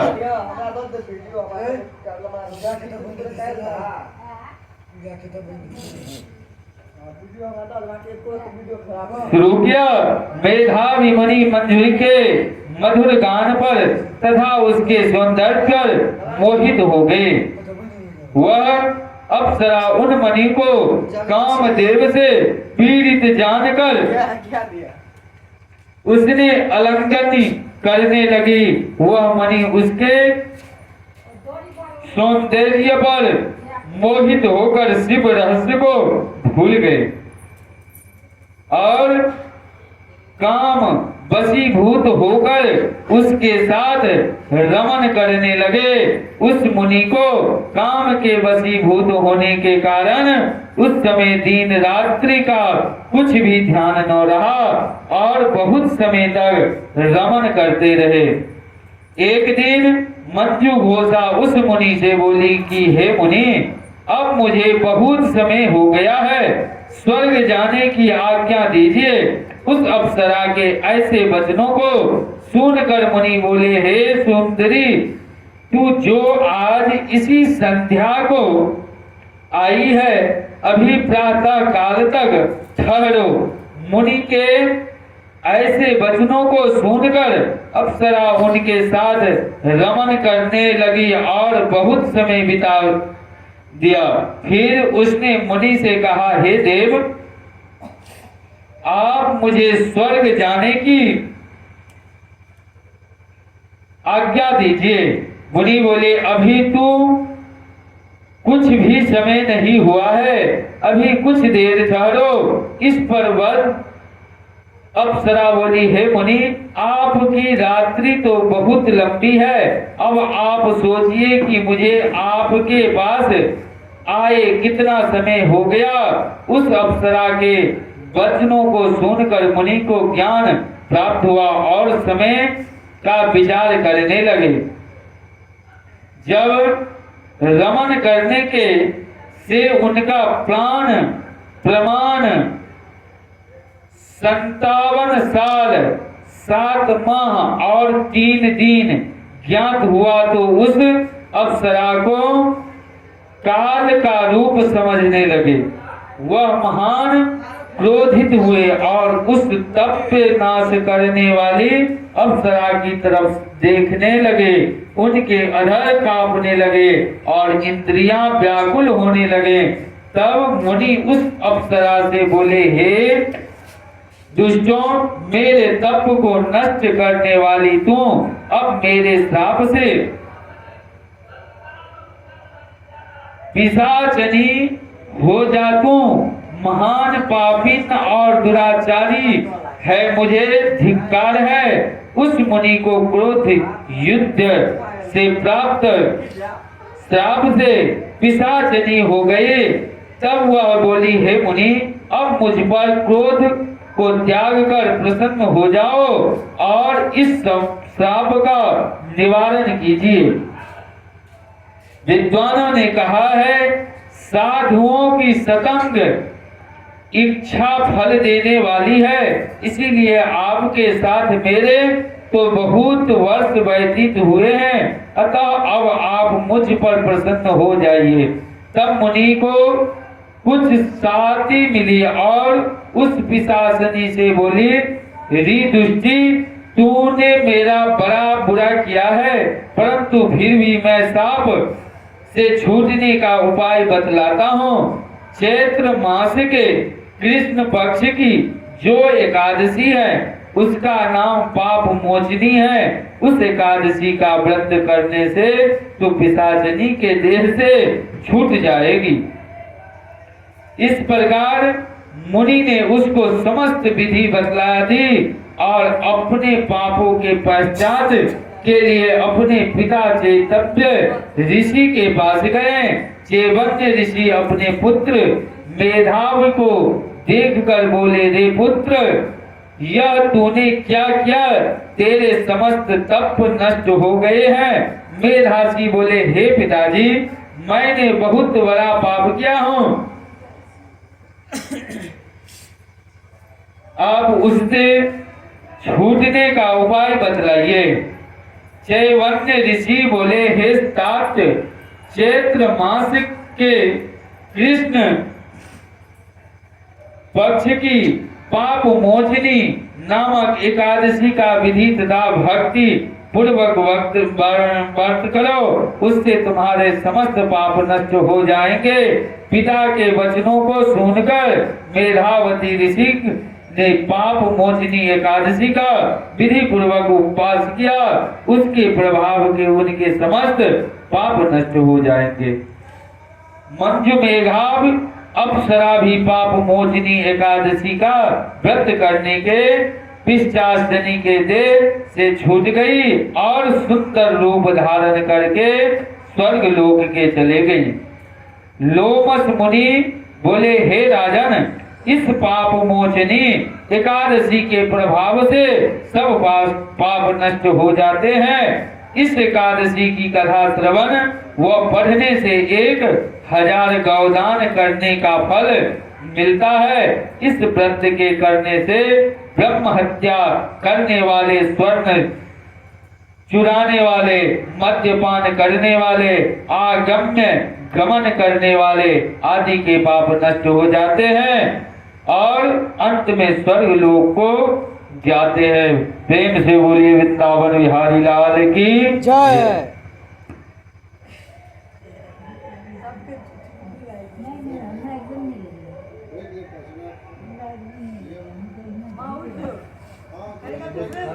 कोई कोटि बार प्रणाम है। मैं आपसे प्रार्थना करता हूँ कि आप कृपया कर चैत्र मास के शुक्ल पक्ष की एकादशी का वर्णन कीजिए। श्री कृष्ण भगवान बोले, हे राजन, आप एक पुराण का सुनिए जिसको वशिष्ठ जी ने राजा दिलीप से कही थी। राजा दिलीप ने पूछा कि गुरुदेव, चैत्र मास के शुक्ल पक्ष की एकादशी का क्या नाम है? उसमें किस देवता की पूजा होती है तथा उसकी विधि क्या है? तो अब आप कृपया पूर्वक कहिए। महर्षि वशिष्ठ जी बोले, हे राजन, चैत्र मास के शुक्ल पक्ष की एकादशी का नाम कामदा है। यह पापों का नष्ट कर देती है, जैसे अग्नि सूखे काष्ठ आदि को जलाकर नष्ट कर देती है। इसके पुण्य के प्रभाव से समस्त पाप नष्ट हो जाते हैं और पुत्र की प्राप्ति होती है। इसके व्रत से कुयोनि छूट जाती है और अंत में स्वर्ग की प्राप्ति होती है। अब मैं इसका महात्म्य कहता हूँ, ध्यान पूर्वक सुनो। प्राचीन काल में एक भोगीपुर नामक नगर था। वहां वह अनेक ऐश्वर्यों से युक्त पुंडरीक नाम का एक राज्य करता था। वहां अनेकों अप्सरा, गंधर्व, किन्नर आदि वास करते थे। उसी जगत में ललिता और ललित नाम से स्त्री पुरुष अत्यंत वैभवशाली घर में निवास करते हुए विहार कर रहे थे। वे दोनों एक दूसरे को बहुत प्रेम करते थे और आपस में अलग हो जाने का व्याकुल हो जाते थे। एक समय राजा पुंडरीक गंधर्व सहित सभा में शोभायाम मान थे। उस जगह ललित गंधर्व भी उनके साथ गाना गा रहा था और उसकी प्रियतमा ललिता उस जगह नहीं थी। इससे वह उसकी याद करने के कारण अशुद्ध गाना गाने लगा। नागराज कर्कोटक ने राजा पुंडरीक के इसकी शिकायत करे। इस पर राजा पुंडरीक ने समझकर शाप दे दिया कि अरे दुष्ट, तू मेरे सामने गाता हुआ भी अपनी स्त्री का स्मरण कर रहा है। इससे तू कच्चे मांस और मनुष्य को खाने वाला राक्षस होगा। तू महापापी है। अपने कर्म का अब तू फल भोगा। राजा पुंडरीक के शाप से वह ललित गंधर्व उसी समय एक विकराल राक्षस हो गया। उसका मुख भयानक हो गया। उसके नेत्र सूर्य और चंद्र के सामने प्रदीप होने लगे। मुंह से अग्नि निकलने लगे। उसकी नाक पर्वत की कंदरा के समान विशाल हो गई और गर्दन पहाड़ के समान लगने लगी। उसके सिर के बाल पर्वत पर उगने वाले वृक्षों के समान दिखने लगी। उसकी भुजाएं 2-2 योजन लंबी हो गई। इस तरह उसका 8 योजन शरीर हो गया। राक्षस हो जाने पर उसको महान दुख मिलने लगा और अपने कर्म का फल भोगने लगा। जब ललिता को अपने प्रियतम ललित का ऐसा हाल मालूम हुआ तो वह बहुत दुखी हुई। वह सदैव अपने पति के उद्धार के लिए विचार करने की मैं कहाँ जाऊं और क्या करूं। वह राक्षस घोर वनों में रहने लगा और अनेक प्रकार के पाप करने लगा।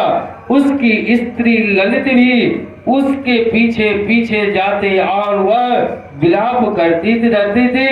एक दिन वह अपने पति के पीछे घूमते घूमते विंध्याचल पर्वत चली गई। उसने उस जगह श्रृंगी ऋषि का आश्रम देखा। वह शीघ्र ही उस आश्रम के पास गई और उस ऋषि के सन्मुख जाकर विनय करने लगी। उसे देखकर श्रृंगी ऋषि बोले कि हे सुभोग, तुम कौन हो और यहाँ किस लिए आई हो। ललिता बोली, हे मुनि, मैं वीर ध्वना नामक गंधर्व की कन्या ललिता हूँ। मेरा पति राजा पुंडरीक के श्राप से एक भयानक राक्षस हो गया है। उससे मुझको महान दुख हो रहा है। आप उसे राक्षस योनि से ये छूटने का कोई श्रेष्ठ उपाय बतलाइए। तब श्रृंगी ऋषि बोले, अरे गंधर्व कन्या ललिता, अब चैत्र शुक्ल पक्ष की एकादशी आने वाली है। उसका नाम कामदा एकादशी है। उसके व्रत करने से मनुष्य के समस्त कार्य शीघ्र ही सिद्ध हो जाते हैं। यदि तू उसके व्रत के पुण्य को अपने पति को देगी तो वह शीघ्र ही राक्षस योनि से छूट जाएगा और राजा का शाप शांति हो जाएगा। मुनि के ऐसे वचनों को सुनकर ललिता ने आनंद पूर्वक उसका व्रत किया और द्वादशी के दिन ब्राह्मणों के सामने अपने व्रत का फल अपने पति को दे दिया और भगवान से प्रार्थना करने लगी, हे प्रभु, मैंने जो यह व्रत किया है उसका फल मेरे पति देव को मिले, जिससे उनकी राक्षस योनि शीघ्र ही छूट जाए।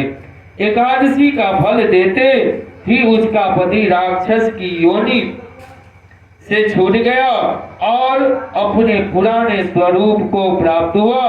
वह अनेक सुंदर वस्त्रों तथा आभूषणों से अलंकृत होकर पहले की भांति ललिता के साथ विवाह करने लगा। कामदा एकादशी के प्रभाव से वह पहले की भांति अब अधिक सुंदर हो गए और पुष्पक विमान पर बैठकर स्वर्ग लोक को चले गए। हे राजन, इस व्रत को विधि पूर्वक करने से समस्त पाप नष्ट हो जाते हैं। इसके व्रत से मनुष्य, ब्रह्म इत्यादि के पाप और राक्षस आदि के योनि से छूट जाती है। संसार में इसके समान कोई दूसरा व्रत नहीं है। इसके कथा व महात्म्य के श्रवण से व पठन से वाप पेट यज्ञ का फल प्राप्त होता है। प्रेम से बोलिए वृंदावन बिहारी लाल की जय।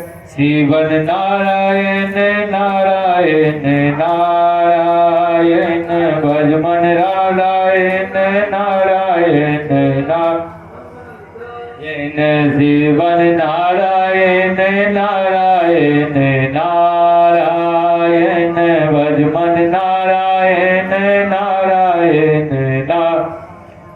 येन शिवन नारायण नारायण नारायण, भजमन नारायण नारायण येन शिवन नारायण नारायण नारायण, भजमन नारायण नारायण येन शिवन नारायण नारायण नारायण, शिवन नारायण नारायण येन भजमन नारायण नारायण नारायण, शिवन नारायण नारायण नारायण, भजमन नारायण नारायण नारायण, भजमन नारायण नारायण, शिवन नारायण नारायण नारायण, भजमन नारायण नारायण येन शिवन नारायण नारायण नारायण, भजमन नारायण नारायण येन भजमन नारायण नारायण नारायण, शिवन नारायण नारायण येन शिवन नारायण नारायण नारायण, भजमन नारायण नारायण नारायण, शिवन नारायण नारायण नारायण, भजमन नारायण नारायण, शिवन नारायण नारायण नारायण, भजमन नारायण नारायण येन भजमन नारायण नारायण नारायण, शिवन नारायण नारायण येन शिवन नारायण नारायण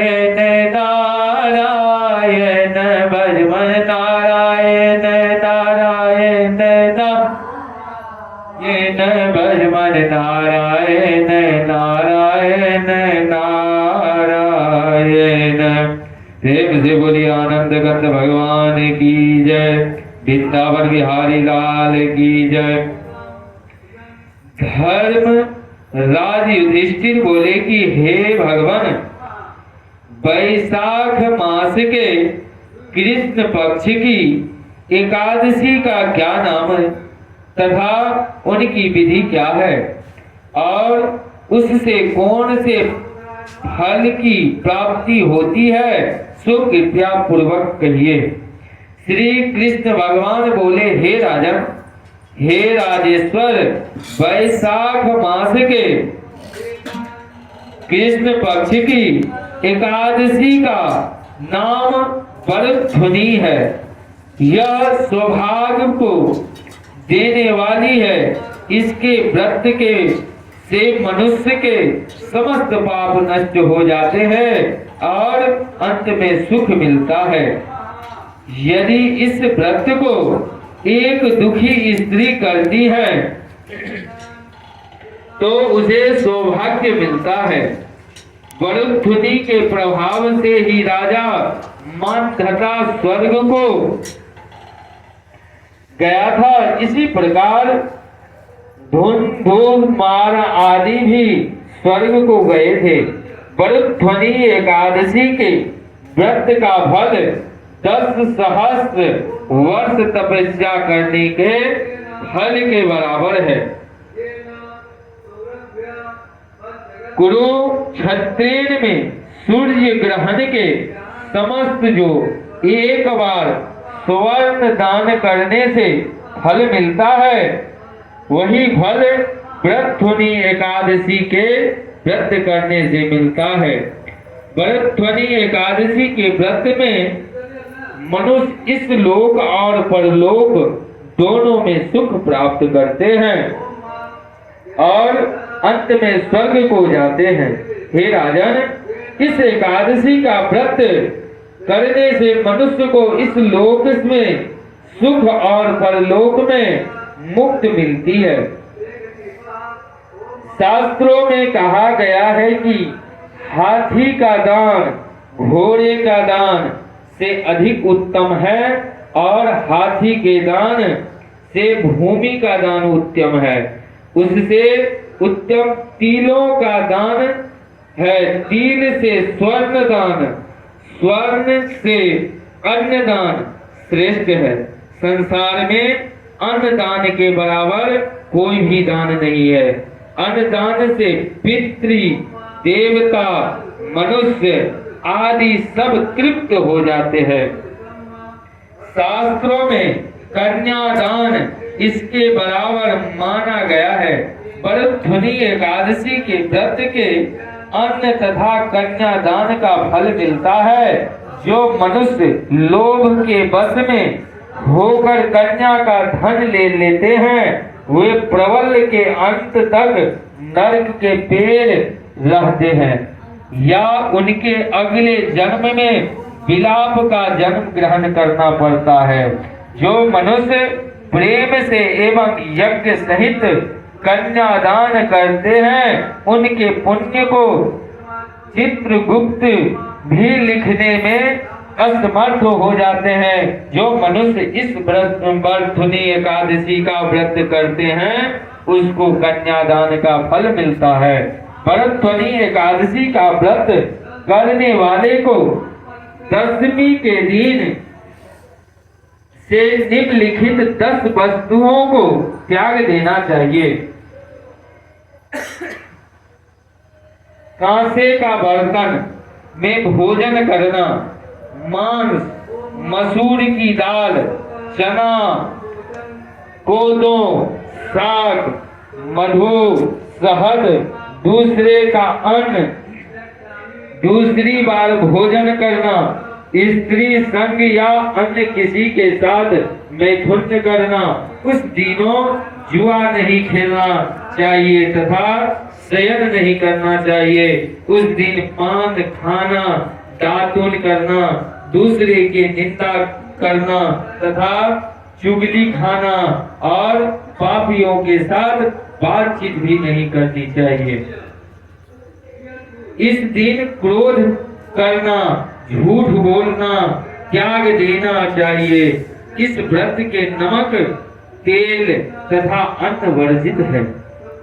हे राजन, जो मनुष्य इस एकादशी का विधि पूर्वक व्रत करते हैं उसको स्वर्ग लोक की प्राप्ति होती है। अतः मनुष्य को पापों से डरना चाहिए।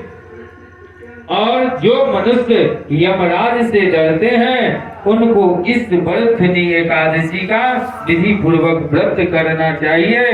इस व्रत के महात्म को पढ़ने से 1 सहस्त्र गोदान का फल प्राप्त होता है। इसका फल गंगा स्नान करने के फल से भी अधिक। की जय, अनंत गंध भगवान की जय।